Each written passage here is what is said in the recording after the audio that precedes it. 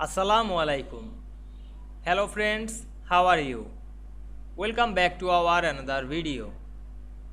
In this video, I am going to show you how to write a number equation in Microsoft Word.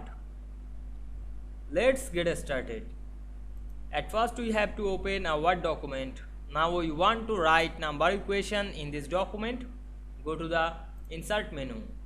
Then click Equation drop down menu.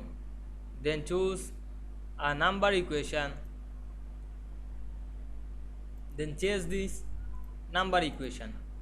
Select the text and write number.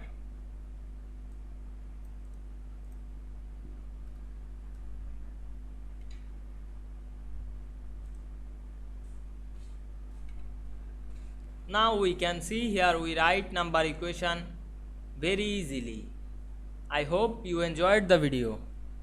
Please like, comment, share and subscribe my channel. Thanks for watching.